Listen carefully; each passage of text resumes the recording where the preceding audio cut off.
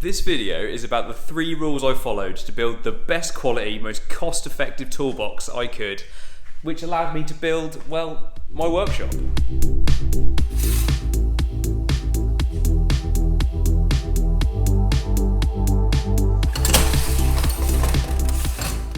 For a bit of context, this is my backstory in 20 seconds. I did an apprenticeship just over 10 years ago.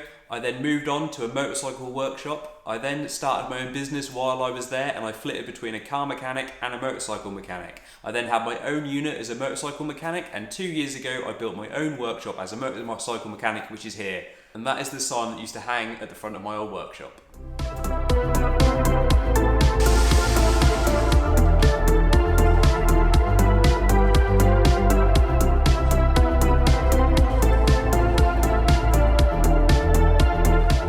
Probably already tell, my advice is not going to be go out and buy the most expensive, big, shiny, snap-on toolbox of all the tools. That is the worst advice anyone will ever give you.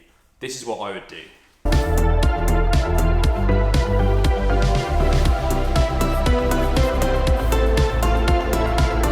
This is the main theory I've had since day one, and I've stuck to it since the first tool I bought. I started out by buying a complete set of budget tools. Let me show you.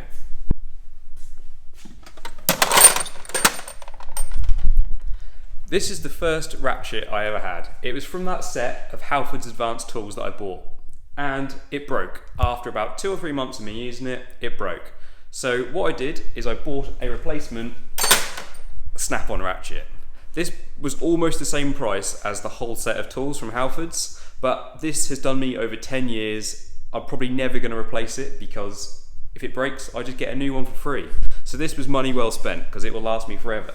But there's tools in that initial box that I've still got and I still use. So in that initial set, I got a 1/4 inch set of sockets and a 3/8 set of sockets. I've only ever replaced 3 of the sockets, 8, 10 and a 13. I replaced them with much higher sockets, but they're the only 3 that I use pretty much every day. The rest I use occasionally and they're fit for purpose. Whereas the larger set of sockets, the 3/8s, I replaced all of the sockets up to 20. This is because I used all of them all the time, because they're the most common set I use, so I replaced them. But from 20 to 24, I very, very rarely use them. So I've still got that original set of sockets from 20 to 24, and I still use them.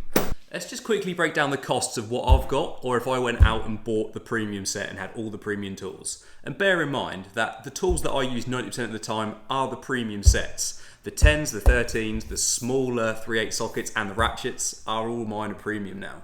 But let's just go through it. This is a Halford's beginner set. Budget at $250 for the full set.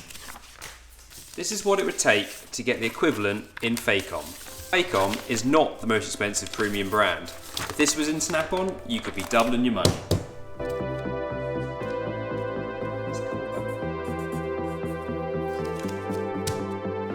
Quarter, 3/8, half, the deep sockets, and a ratchet set. And by the way, this doesn't even cover the full range of that set. You get a total of nearly £1,200. Let's look back at this socket set I started out with. £80 for a ratchet, £140 for a big snap-on ratchet. Essential spanners I use, a few essential small sockets, set of sockets. The grand total comes to $689. Which is a lot less than nearly 1,200 quid. So this won't give you that amazing looking toolbox where there's rows and rows of snap-on tools that are gleaming. You will have the odd tool that doesn't quite fit into the set and in your toolbox. But you know what? It doesn't matter. You'll have a toolbox that works really well and will cost you 1/4 of the price. I feel like I'm giving Snap-on a really hard time in this video. And it's not that their stuff is not good. The quality of some of their stuff is excellent. Their ratchets are amazing.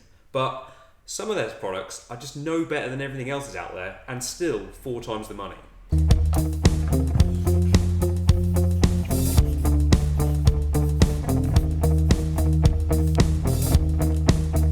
At some point, you'll need some specialist tools.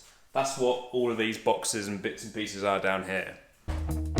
Cylinder leakage testers, compression tester, helicoil set, fuel pressure testers, I could go on all day. See, you'll always get to a point in a job where you need a tool and you don't have it. And if you've never needed it before, it's really easy to go to a friend, to go to a colleague, go to someone that you know who's got the tool and borrow it. And that's fine, but if you ever get around to needing that tool a second time, that is when you need to buy it. You should never borrow a tool for the second time, because if you're borrowing it again, you're going to need it again in the future, so you may as well invest in it. The great thing about this rule is if you borrow something once and you never need it again, then you haven't wasted your money on something you only ever used once.